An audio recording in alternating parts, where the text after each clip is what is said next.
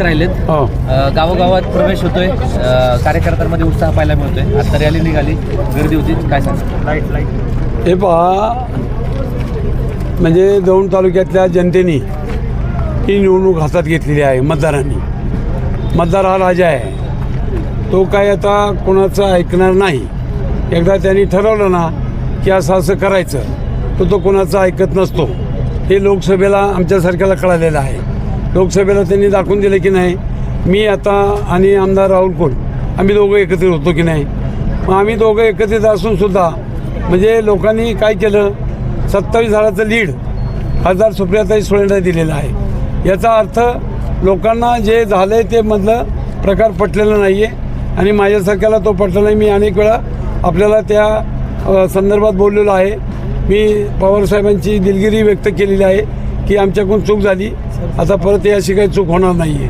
आणि म्हणून उद्याच्या निवडणुकीमध्ये कुठल्याही परिस्थितीमध्ये राज्यामध्ये भाजपचं जे सरकार आणि त्यांनी जो उत्मात केलेला आहे तो उत्मात लोकांना कुठल्याही परिस्थितीत भरून काढायचा आहे आणि महाविकास आघाडीचं सरकार आणायचं आहे. आदरणीय पवारसाहेबांच्या मार्गदर्शनाखालीच महाविकास आघाडीचं सरकार या राज्यामध्ये 5 वर्ष काम करेल.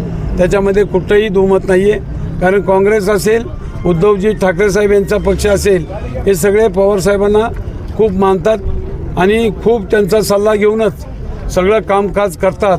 हे मी अनेक वर्षे पाहतो आहे आणि म्हणून माझ्यासारख्या कार्यकर्त्यांनी सुद्धा गेली 40 वर्षे पवारसाहेबांच्या बरोबर राहिलो आहे. मध्यंतरी काही थोड्याफार गोष्टी झाल्यात, पण ते आता सगळ्या संपलेल्या आहेत. आता तो काही विषय राहिलेला नाही आहे. म्हणून या उद्याच्या निवडणुकीमध्ये दौंड तालुक्यात सुद्धा म्हणजे जनतेचा फार मोठा रिस्पॉन्स आहे. कालच मी कोल्हे साहेबांची सभा पाहिली. म्हणजे 24 तास फक्त त्यांनी अगोदर कळवले. म्हणजे आदल्या दिवशी 7:30ला कळवलं आणि दुसऱ्या दिवशी 8 वाजता सभा होती. तर त्यांना यायला उशीर होत होता म्हणून त्यांनी मला फोनवर कळवलं की मी एखादे स्पीकर ते काय मोबाईल असं करून ते हे करतो म्हणले. परंतु ते बरोबर आले आणि अर्धा तास बोलले, भाषण केलं. पण ती गर्दी पाहून ते म्हणणे चाट झाले. त्यांनी मला सांगितलं की एवढी प्रचंड गर्दी, आज माझ्या 8 सभा झाल्या, पण सगळ्यात मोठी गर्दी आज तुमच्याकडे पाहायला मिळाली. ते म्हणलं, मग त्यांना मी म्हटलं 2 दिवस जर तुम्ही अगोदर सांगितलं असतं मला त्याच्यापेक्षा दुप्पट गर्दी आहे असती. हे लोकांचा रिस्पॉन्स चांगला आहे. लोक कोणाचं आता ऐकत नाही, पुढऱ्यांचं तर बिलकुल ऐकत नाही.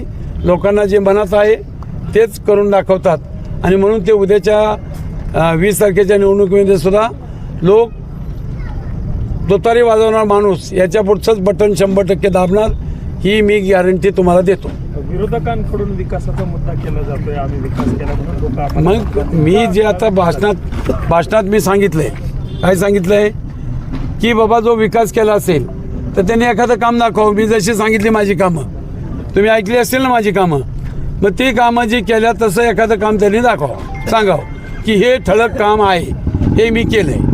मी तर 10-12 कामं सांगितली तुम्हाला आणि ते कागदावर आहेत, ती काय सांगीवांगी नाही आहेत आणि ती माझ्या काळातच नेमकी झालेली आहेत. ती अलीकडं पलीकडं वगैरे अशी झालेली नाहीत. त्यामुळं मी एक शब्दसुद्धा खोटं काही बोलणार नाही, खोटं सांगणार नाही. जे खरं आहे ते सांगायचं. ऐका प्रश्न बस.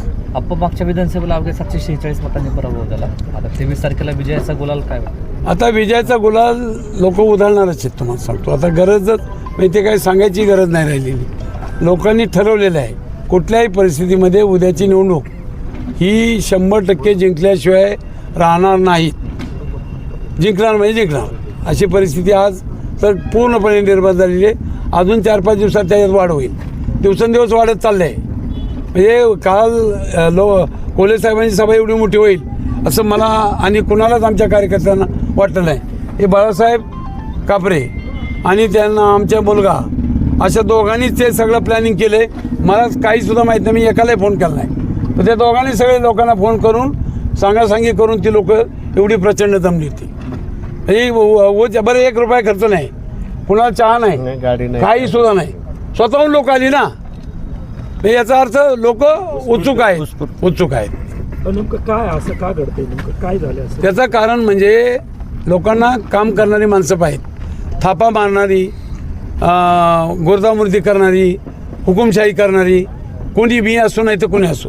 मी जरी त्या गोष्टी केल्या ना तर मला सुद्धा लोक सोडणार नाहीत आणि मला बी सोडू नये लोकांनी, हे बी सांगणारा कार्यकर्ता आहे मी स्पष्टपणानं. काय काय असणार आहे पुढं काय काम करायचं? नाही, पुढे विकासाची कामं जेवढे करता येतील, लोक जे प्रश्न मांडतात ते प्रश्न सगळे नोट डाऊन करून उद्या सत्ता आल्यानंतर कुठल्याही परिस्थितीत लोकांचे प्रश्न आणि लोकांचा मानपान ठेवला पाहिजे, रिस्पेक्ट ठेवला पाहिजे. ते जे काय प्रश्न मांडतील ते जेवढे सुटण्यासारखे आणि होण्यासारखे असतील ते 100% सोडवणार म्हणजे सोडवणार. त्यात बदल नाही आणि सेवा करायची मला लोकांची, दुसरं काही नाही मिळवायचं. वीरदेव जगदाळे आणि वैशील नागवडे हे म्हणतात फक्त आपांचा गट बाजूला गेलाय, पक्ष तसाच राहिला. ठीक आहे, तो त्यांचा विषय आहे. मी त्यांच्याविषयी काही बोलू शकत नाही आहे. माझ्याबरोबर जे जनता आहे ते तुम्हाला सगळ्यांना, तुम्ही आता सगळ्या ठिकाणी असताय, तुम्हाला दिसतंय सगळ्या गोष्टी. हे काय काय नाही ते तुम्हाला मी फार सांगायची गरज नाही आहे. ओके. चला, थँक्यू. थँक्यू.